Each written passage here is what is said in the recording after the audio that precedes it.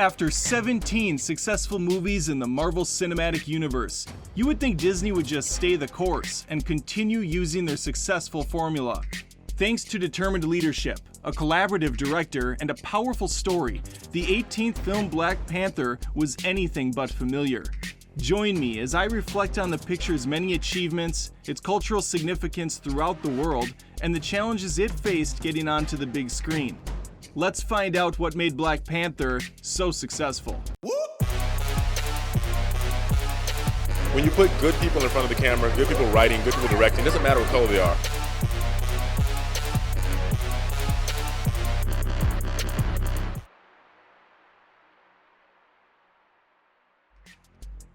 There are not many films that shook up the industry quite like the way Black Panther did. A financial powerhouse that made over $1.3 billion, and as of now, sits as the 12th highest grossing film of all time. It should also be noted that it's the largest earner in the MCU that doesn't have Avengers in the title.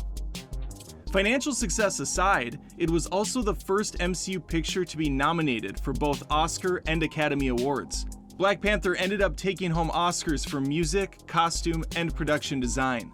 While these are all impressive achievements, they pale in comparison to the inspirational message being delivered to the world. A message that anyone can be a superhero, regardless of where you're from or how you look. It's sad that it took all the way up until 2018 for a large budget, prominently black superhero film to be made, especially when considering the character has been around since the 60s. The King of Wakanda made his first appearance in the 1966 issue of Fantastic Four, and by 1977 would have his very own comic series. Creators Jack Kirby and Stan Lee knew the importance of having a black hero in their universe, and what it would mean to their readers. The strip revolves around T'Challa, aka Black Panther, in the fictitious country Wakanda, located in sub-Saharan Africa. What really separates this story from others is Wakanda itself, a fully realized hidden world with immense wealth, different tribes and rituals, and a powerful metal known as vibranium. This country has been untouched by colonization and allowed to flourish freely. None of this is lost in the 2018 picture. The African culture and spirit of the comic was fully realized on the big screen. Everything from the hairstyles to the dialect was of equal importance to director Ryan Coogler and his team.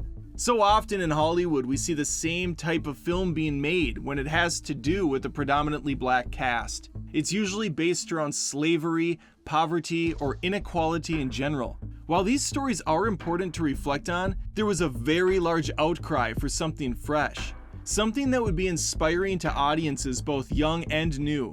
Black Panther meets that moment by showcasing people of color designing advanced technology, fighting for their country, and making decisions without being forced to do so. For example, T'Challa's sister Shuri, played by actress Letitia Wright, is not your typical Disney princess. She's also a technological genius who designs specialized weapons and uniforms used by the people of Wakanda. Then there's the King's Guard, the Dora Milaje, an elite organization of female bodyguards led by General Okoye and played by actress Denai Guerrera. Once again, why it took so long to make this happen is beyond comprehension, but nevertheless, it's something to be celebrated. Of course, there have been other superhero movies featuring a black lead, such as the Blade Trilogy, 1997's Spawn, 1994's Blank Man, and 1993's Meteor Man. A few others have come and gone as well, but they were far and few between, and didn't move the needle the way Marvel's film did. Not only did Black Panther spark countless conversations online and in person, but it opened the doors in Hollywood for more creative storytelling. Executives can no longer rest on the excuse that a black-centric, big-budget film cannot sell movie tickets. In fact, this case study proves quite the contrary. So we know Black Panther was a smashing success, but how exactly did this movie get made to begin with? I'd like to explore that now. Black Panther wasn't just a movie, it was a movement. A shift was taking place in Hollywood, one that was long overdue. There was a huge demand for representation in movies, not just in front of the camera, but behind it as well. Championing this initiative was Marvel Studios' VP of Development and Production, Nate Moore. In 2010, Moore approached Marvel Studios president Kevin Feige about Black Panther, and although Feige had interest, he didn't exactly know where T'Challa fit into the story yet. That wouldn't happen until 4 years later, when work on Captain America: Civil War started. The Russo brothers, who were directing Civil War, loved Moore's idea of bringing Black Panther into the fold. Now they just needed their actor. That's where veteran casting director Sarah Haley Finn steps in. She's no stranger to Marvel, as she's responsible for bringing on Robert Downey Jr. as Iron Man and Chris Hemsworth as Thor. Chadwick Boseman would be her newest contribution to the MCU. Finn was familiar with Boseman from previous auditions. He tried out for a role in Iron Man 3 and as Drax from Guardians of the Galaxy. Boseman had a strong and dignified weight to his performance that stuck with her.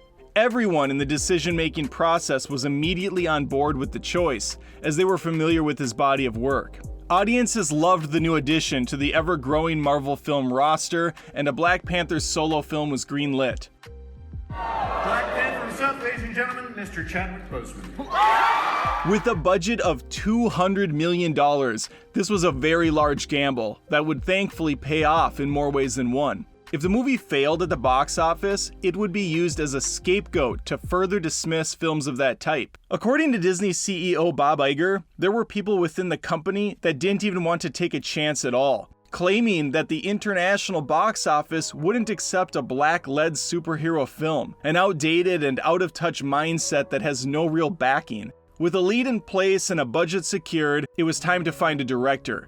Thankfully, Moore and screenwriter Joe Robert Cole already had one in the back of their minds. In 2013, Ryan Coogler wrote and directed Fruitvale Station, the emotional story of a 22-year-old African-American kid who was shot by a transit police officer. This powerful film would ultimately land him the job directing Black Panther. He would start pre-production not long after wrapping on 2016's Creed.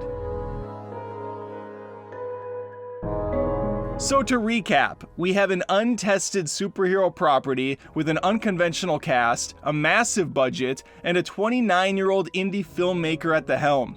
This could have been a recipe for disaster, but Coogler had the drive and the vision to make this 2-year production well worth the investment. A vision that would require passion and dedication from everyone involved.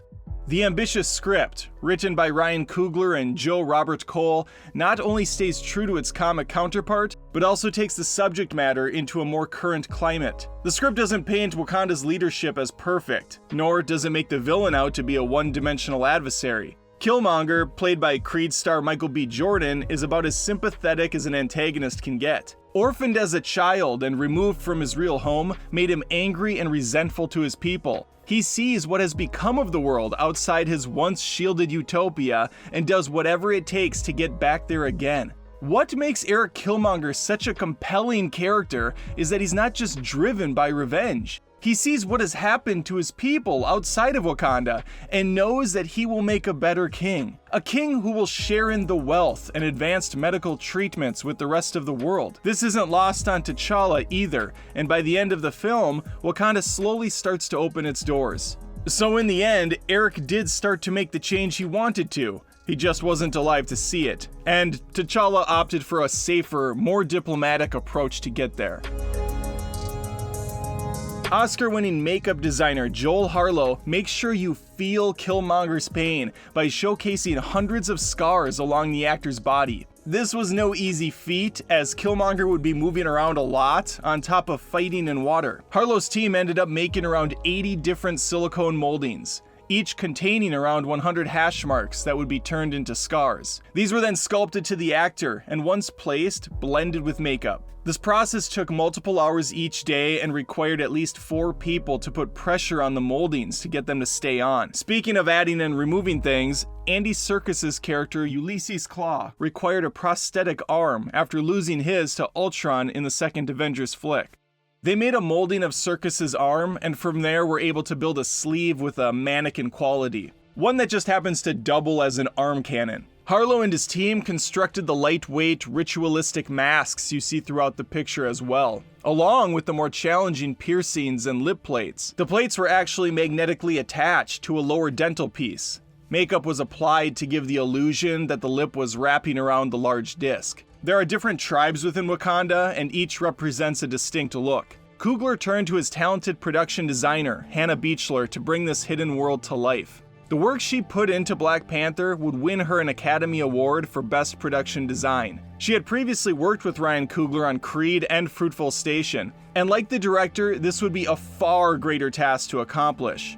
Ryan Coogler wanted Beachler to become both a historian and the architect for Wakanda. Everything needed to feel genuine and earnest. She spent many months traveling to different locations in South Africa and Korea with her team.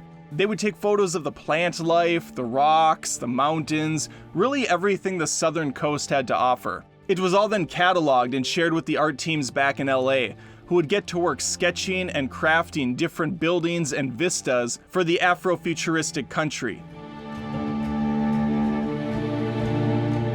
One of the greatest findings was a trip to the Oribi Gorge. This location would become the foundation for crafting the climatic Warrior Falls sequence. The assembly of these pieces would be just another layer to the already immense production. There were multiple VFX studios taking the set designs and bringing them to life. Scanline, for instance, worked on 385 shots for the film, with a heavy focus on the Warrior Falls. Rise FX was responsible for the Jabari land sequences, which included the incredibly cool throne room, along with the terrific holographic car body that Shuri drives from her lab. ILM was tasked with the Golden City of Wakanda itself, creating 403 separate shots of both external and internal locales. The big battle at the end of the movie, along with the technologically advanced suits, were created by Method Studios. Not only were they tasked with making the suits look photorealistic, but they also had to interact believably with a mixture of real and CGI elements, such as rhinos and, in certain cases, the grass itself. One of my favorite moments is the casino set, which was based off Gangster Alley in South Korea. Luma Pictures was responsible for the fight scene and the chase that followed. To accomplish this, they did a series of motion capture tests with stunt performers before going into animation. Another standout section is the opening sequence, where we see the formation of Wakanda after a meteor housing the alien element crashes down to Earth. Storm Studios built out 8 amazing tracking shots that shaped the prologue. It was incredibly effective at moving through this country's rich history on the sands of time. I don't think every FX shot was a smashing success, though. The final battle with Killmonger and T'Challa felt unpolished compared to the rest of the film. This sequence was completed by Double Negative, who's done some stellar work in the past, with films such as Alita Battle Angel and Dunkirk being a small slice of their portfolio. The Vibranium mine fight contained 78 separate VFX shots and featured a high-speed underground railroad system. A tight deadline coupled with a unique environment made this section stick out as unfinished when compared to the rest of the movie. What unifies all these different moments throughout the picture is the score, composed by Ludwig Göransson. He, like many others on the team, had previously worked with Coogler on past films and were familiar with the director's vision. The composer also traveled to Africa to research traditional African music to be fused into the score. African instruments and musicians were recorded for the theme, along with a full choir singing in the Xhosa language. Coogler also enlisted Kendrick Lamar to create a couple of new tracks, but Lamar opted to instead produce a full album's worth of new material, which was released separately as Black Panther the Album. The music addressed important themes and featured a collaboration with different artists. It won both a Grammy and Academy Award for Best Original Score.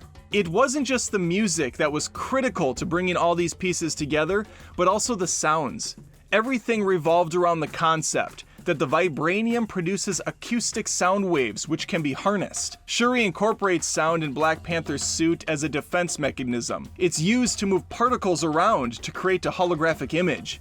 FX supervisor Jeffrey Bauman wanted to make sure it was present from the film's onset by introducing moving sand in the opening fairy tale. There was a lot of thought put into how vibranium would function and the danger of using such an unstable metal. By settling on the vibranium sounds, the team could showcase technology that was unique to Black Panther and didn't feel like an extension of Tony Stark's impressive work. The black sand feels more organic as it's manipulated into something as simple as a chair or as complex as a holographic attack plane. There are even symbols that reflect the different sound patterns being triggered, which adds just one more layer of depth to the thought process here. These glyphs are present on everything from the machinery to the suits themselves. The passion to do something more meaningful with a superhero property was present in every aspect of Black Panther. Ryan Coogler's cinematographer Rachel Morrison said they approached the blockbuster the same way they handled their indie projects. Coogler knew the names of as many staff and crew members as humanly possible, and the first unit ended up reportedly shooting 80 to 90% of the film, an extraordinary amount compared to most other productions of this scale. Coogler was intimately involved with every aspect. The director opted to use a 35mm camera instead of a beefier rig for IMAX. The reason being, he wanted to see every single detail costume designer Ruth E. Carter and her team crafted. She went on to win an Oscar for her work on Black Panther, and for good reason. The wardrobes are truly something special, and each piece is infused with African culture. The Dora Milaje guards were designed after Macy warriors, with colors pulled from the Tuareg people. The actors were also encouraged to showcase their natural hair, which oftentimes in movies is hidden underneath a wig or extensions. Past willing, this will go quickly and I can get this ridiculous thing off my head. This determination to bring in such a level of authenticity to the picture was being pushed from the onset by Chadwick Boseman himself. The studio initially wasn't keen on T'Challa having an African accent, as they thought it would make certain viewers uncomfortable. This was a deal breaker for Boseman, who felt that if they gave in here, there was no telling what other exceptions they would have to make. He worked with a dialect coach from South Africa, and all the Wakandan people spoke with accents from the Xhosa language. This level of determination, coupled with the often 18-hour workdays by many of the staff, led to a motion picture that will always be celebrated. The future of Black Panther is at this time uncertain. Chadwick Boseman passed away from cancer at just 43 years of age, leaving behind a legacy of playing remarkable heroes, both real and fantastical. From Jackie Robinson in 42 to James Brown in Get On Up, his career was only just beginning. His untimely death sent ripples throughout the world, as most fans were unaware he was even battling cancer, let alone for over 4 years. What he left audiences with, though, will live on forever. Not just in Civil War and Black Panther, but also Infinity War and the triumphant finale, Endgame. The moment when T'Challa steps out of that portal with his sister and General by his side was one of the most emotional moments in the MCU's history. It's a testament to just how brilliantly these characters were developed in the solo picture. You don't even need to like the movie Black Panther to respect the care taken with the material. Ryan Coogler set out to make a movie that was as intimate as it was heroic. He didn't shy away from social issues still prevalent in today's society, but he didn't dwell on them either. I don't doubt that we will one day get a Black Panther sequel or spin-off. There was just too much built up here to leave it all behind, and there are plenty of characters already presented that could carry another story.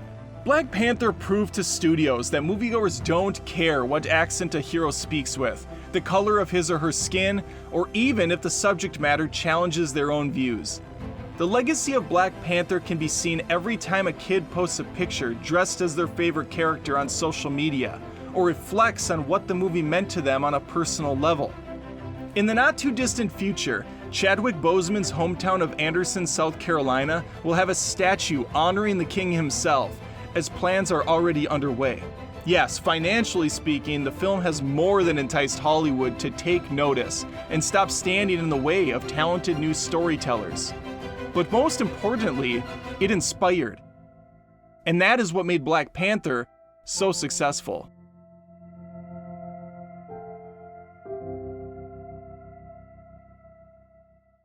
Thank you for watching the video. I didn't realize just how much work was put into the making of Black Panther until I started researching all the material.